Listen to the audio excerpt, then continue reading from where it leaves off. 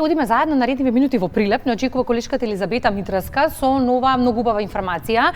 Имено во одделението за гинекологија и акуширство во Прилеп се отвори школа за трудници. Какви се совети може да добијат идните мајки? Дознаваме токму од Бети на линковското вклучување. Нови вести и нови информации очекуваме, Бети, повеле.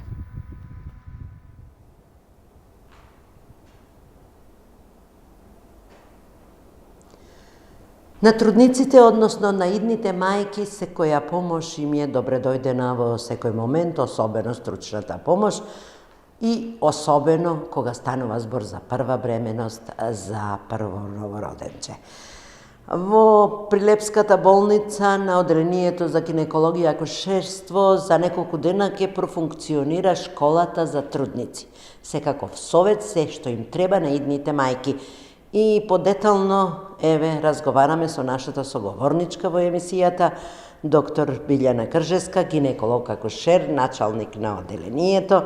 Доктор Кржеска, подготвени сте, гледаме убава атмосфера во школата за трудници, да ги пречекате првите идни мајки на кои ќе им дадете совет. Каква е моменталната ситуација, екипирани, подготвени со опрема и со совети? Кога ќе профункционирате?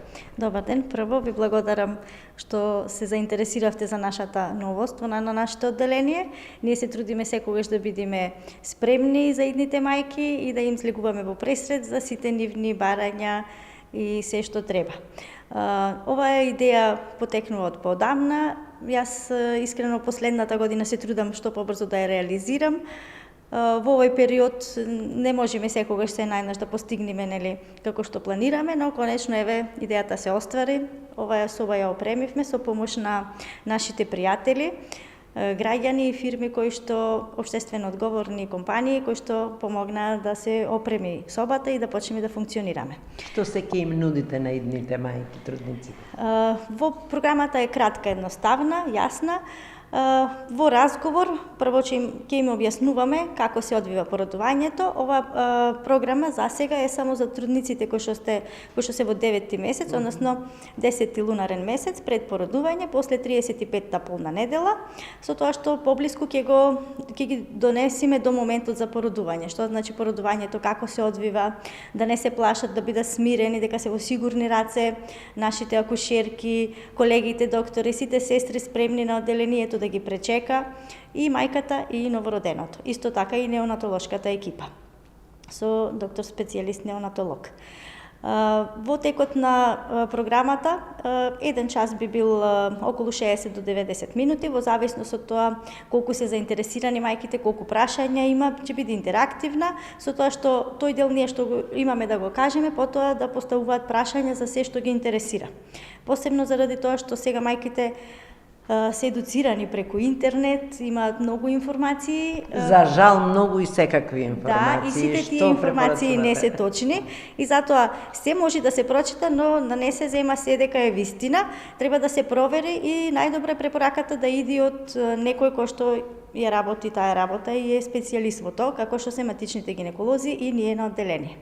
Веќе ви се пријавуваат идните мајки, наскоро што ќе станат, бидејќи првата тура работата, оние што се предпораѓај, колку се пријавени, колку максимално ќе има, како ќе функционира? До сега имаме пријавено 5 мајки, 5 трудници кои што се заинтересирани. Следната недела почнуваме со часови.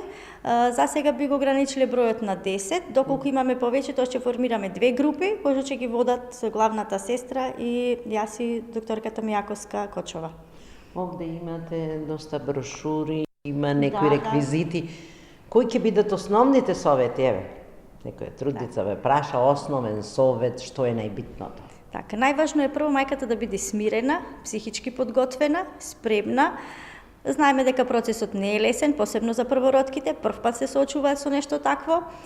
И најважно е да бидат спремни, дека се во сигурни раце, тоа што ги интересира да прашуваат. Ние ќе им го доловиме моментот што треба да чувствуваат, како треба да ги водиме низ текот на породување и затоа ги повикуваме за да ги припремиме за тој момент. Знаеме дека има болки, да, но тие болки на крај завршуваат и после ситуацијата се смирува, се заборава, да речем, не е толку страшно.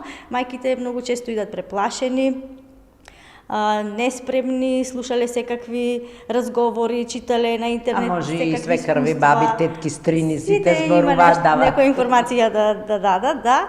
И кога ќе дојдат се несоработливи, негативни, ние сакаме тоа да го разбиеме. Ние сме позитивни, ги пречекуваме насмејани и затоа сакаме и нашите пациентки да бидат такви. Само позитивната енергија може да ни врати со позитивно, така да сакаме тука да ги припремиме, да се ослободат, да бидат слободни кога ќе дојде моментот за породување, да бидат спремни и да соработуваат со нас за да имаме убав крај. Сега едно прашање.